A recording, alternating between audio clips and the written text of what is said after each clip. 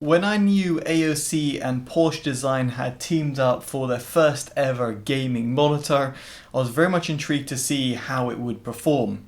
Now, the PD27 can be found for around £720 in the UK and around $800 in the US. If you're interested in purchasing it, the locally linked in the description below will take you to your localized Amazon store, and also down there you'll find alternative suggestions to this monitor. In the description box you'll also find a link to my Instagram, and yes, that's a shameless plug, so if you do use that social media platform, I'd very much appreciate a follow. It's at TotallyDubbed. And furthermore, if you're interested in all electric or hybrid vehicles, news or reviews, do check out Totally EV. Your support would be equally appreciated. So first off, let's talk about specs. This is a 27-inch 1440p VA panel that runs up to 240 Hz. It also has a quoted 0.5 millisecond MPRT response time. Elsewhere, this has AMD FreeSync Premium Pro built in, and yes, I'll get onto G-Sync compatibility with my RTX 2080 Super.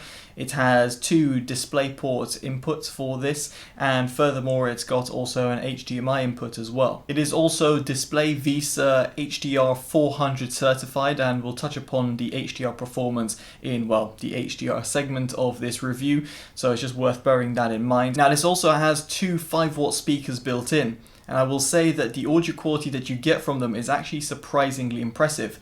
Don't get me wrong, it's not going to beat bookshelf speakers, headphones, earphones, and even a basic PC audio setup. But in this respect, if you do want a, well, less clustered look, then the built-in speakers are actually pretty competent, be it for gaming, watching movies, or indeed listening to music. Now, before moving on, there is one thing I want to point out, and that's the fact that this monitor has a boot-up sound. Here's how it actually sounds like.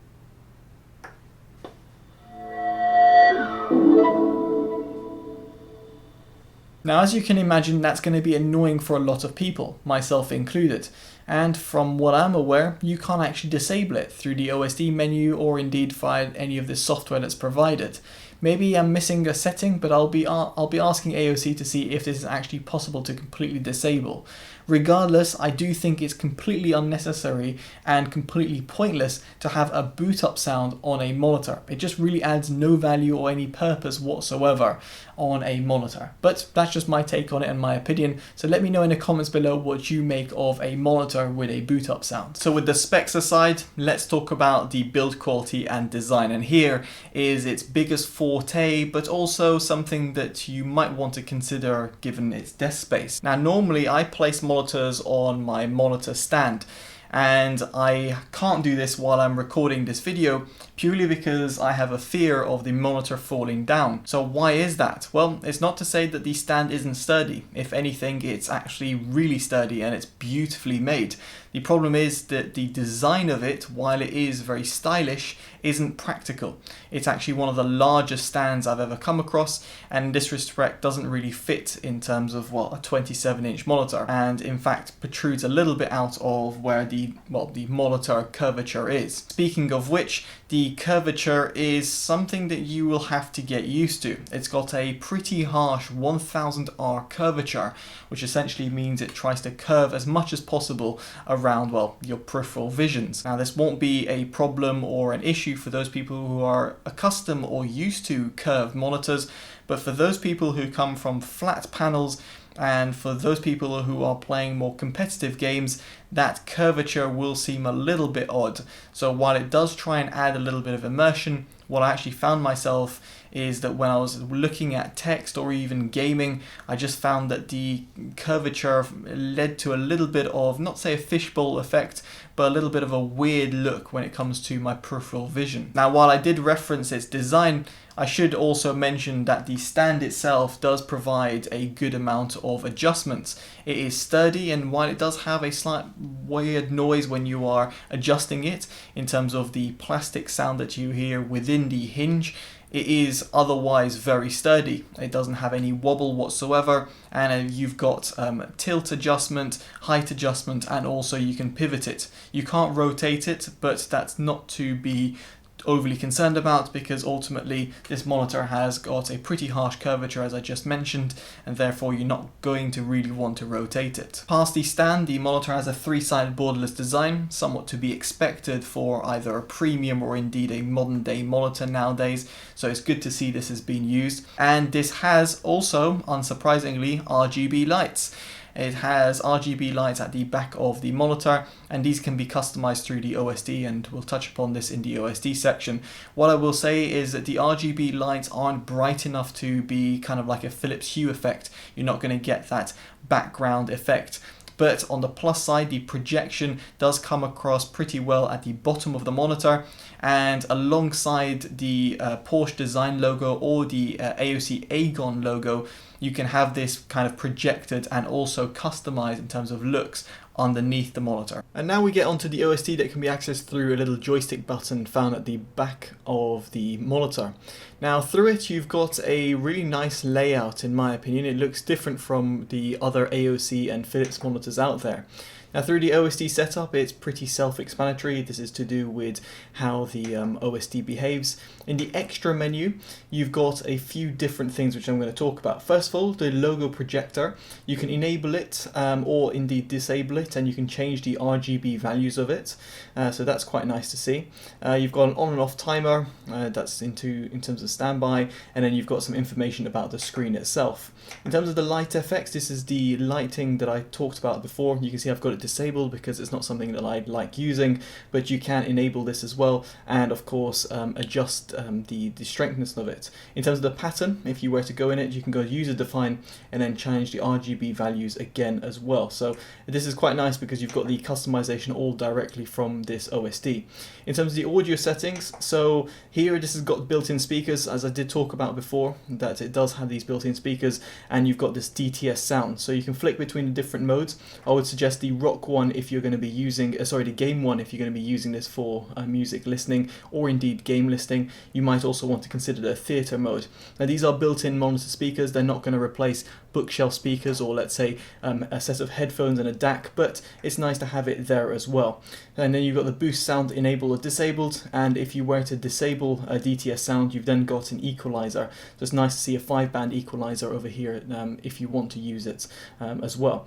So then moving on from there, we've got the color setup. Now in terms of the color setup, you've got low blue mode and then the color temperatures, so you can see user. You've got an sRGB mode as well, which we're going to talk about in the picture quality section, and then you can adjust the RGB values again via the user mode. Then you've got the image setup. The image setup is really dedicated to the HDR modes. Now the HDR modes, which we'll touch upon in the HDR section, have a few different modes to choose from. So you've got HDR picture, movie, game, and you've got it off as well. Weirdly, when you do put it off, as you can see right now, it's ramped up the brightness of the monitor, which isn't something that that's what I would like, because essentially it seems to lose the last preset value that you've got. So anyway, reducing back the brightness, you've got the illuminance section. So you've got brightness, contrast, eco mode, gamma, and DCR as well. Brightness is 0, it's just for my camera to pick it up. I usually use the monitor at around 40 to 50% brightness. And then you've got game settings. Now game settings, which we're going to touch upon a lot more detail into the gaming section of the review, but worth pointing out that in the OSD you've got the game color, a shadow color game mode, which I wouldn't suggest because that's pre-assigned game modes. But what is interesting is MBR, so motion blur reduction. You've got adaptive sync, enable and disable. You've got the overdrive settings, so you've got 4 to choose from. Sorry, so you've got a boost, off, weak, medium and strong, so actually 5 technically, but anyway, so you've got these different modes, and the boost mode is only enabled, it only becomes enabled if you disabled AMD FreeSync. If you have it enabled, the boost mode option won't be enabled, and what you'll have is only the weak, medium and strong modes. As for MBR, MBR can't be used in conjunction with boost mode. If I were to adjust it, as you can see, it switches the overdrive off.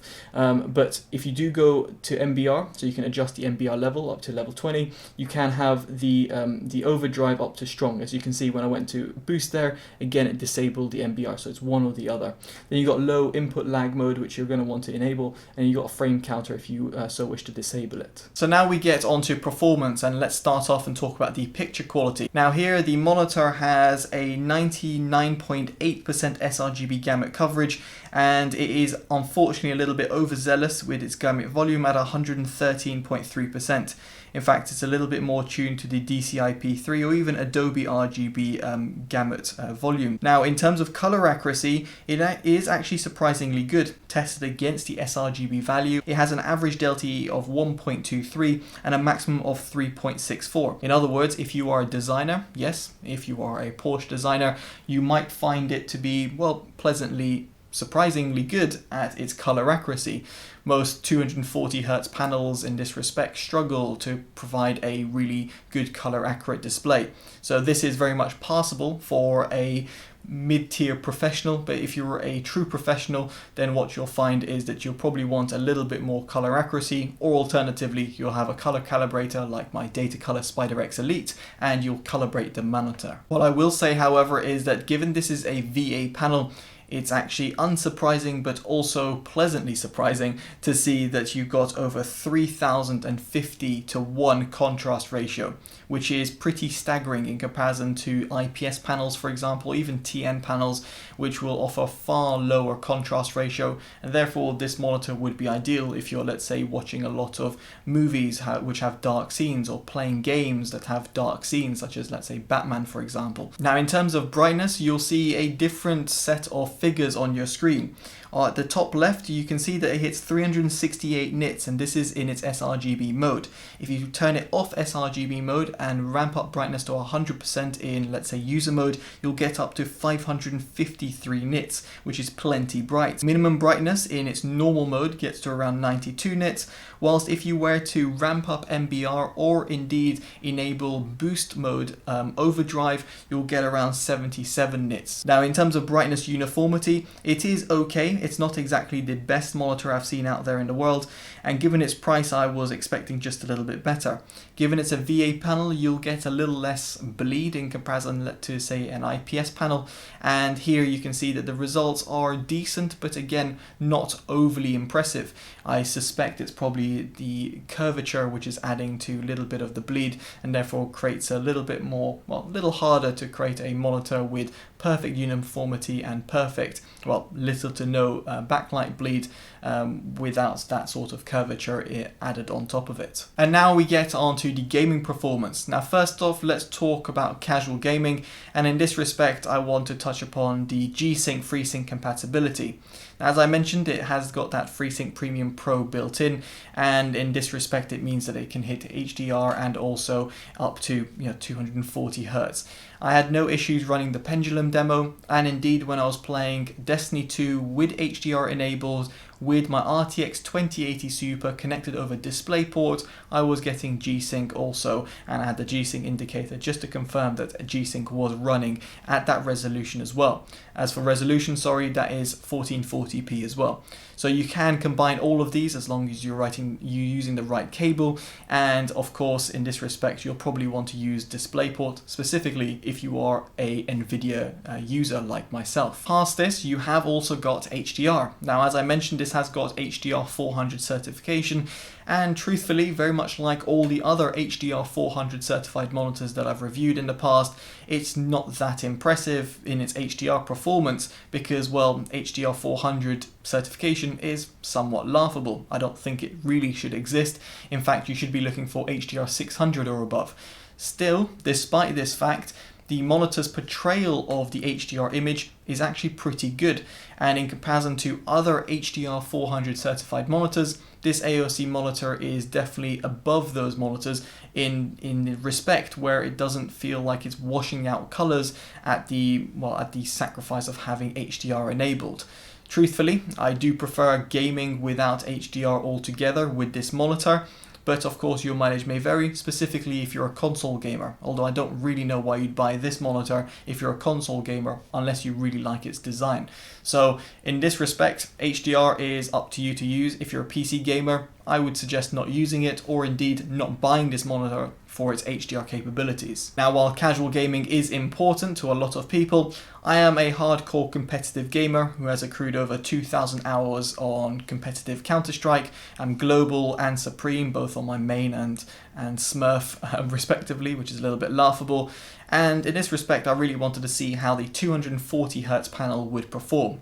Well, as I mentioned, it's got a 1440p panel and it has a VA panel with a quoted response time of 0.5 milliseconds MPRT, which is really linked to its VA panel technology. Now, in my tests, what I found is that its input lag is acceptable for competitive gaming. When I say acceptable, it means that I can see myself using the monitor, but it's not exactly the best monitor out there for its input lag. There are better monitors out there when it comes to providing a lower input lag, be it 240Hz 1080p panels, so yes, not 1440p, or 1440p 144Hz panels, which are fantastically good, and in this respect provide you pretty much, well, the best input lag that you can find, at least from my test and some of the monitors that I've tested. In this respect, I feel that its input lag could have been a little bit lower, given the fact that we are ultimately talking about a 240Hz competitive gaming monitor. Now, when it comes to response time, that's a different topic altogether, because its overdrive settings can be dialed to boost mode, but in boost mode, you'll struggle to see your enemies, truly because it's quite dim. Of course, you might game in a completely pitch black room, at which point this won't be a problem for you, but for most users and most consumers gaming in a normal condition of ambient light, then you'll find that the boost mode is just too dim to be actually used. At which point you're going to dial the next one down, and that's strong. The problem is the strong overdrive setting provides a little bit too much inverse ghosting. Even in a game like Counter-Strike, I noticed the inverse ghosting, and that really detracted from the overall gaming experience that I had. At which point I had to dial to medium setting, but the medium setting had little inverse ghosting, not exactly none, but had little inverse ghosting, but at the sacrifice of having a less responsive screen. At which point, when it came to competitive gaming such as Counter-Strike, I couldn't see myself using the monitor comfortably and, competently gaming on, let's say, competitive levels as, like, say, Global Elite on Counter-Strike, using this monitor on its medium overdrive setting. Hopefully I'm making sense over here, but ultimately what I'm trying to say is that if I was a competitive gamer using this monitor, I would have to use it in its boost mode setting in order not to get the lowest response time of the monitor, whilst also not having too much inverse ghosting. And this all leads me on to my verdict. What do I make about the PD27? Well, truthfully, it's quite unique in the marketplace. By that, it is designed by Porsche Design, if it's not obvious already, and it's got a 1440p VA panel that runs at 240Hz. The thing is, however, it's not the most color accurate display in the world. It's not got the HDR 600 certification or above, which would be great for casual gaming or indeed people who want to use HDR in their gaming or indeed their normal viewing experience. And fundamentally, when it comes to competitive gaming, it's not exactly the most responsive panel in the world, nor does it have the lowest input lag. At which point, it's quite hard to see where this monitor fits in the marketplace, or indeed will be, greatly sought after by, be it Porsche enthusiasts or indeed people who are actual gamers. So, just my thought about it. In my case, I would recommend a 1440p 144Hz IPS panel instead, or a 240Hz 1080p IPS panel instead, at which point you're getting great color accuracy, fantastic responsiveness, and still all the frames that you're going to need. So if you want those suggestions, they'll be down in the description below. Alternatively, feel free to ask me in the comment section below. So that's been my video. Hopefully you've enjoyed it. If you have, give it a like, subscribe to see more from the channel, and if you feel that this video will be helpful to family and friends, make sure you do share and of course favorite. Alright guys, I've been Totally Dubbed. Take care and bye bye.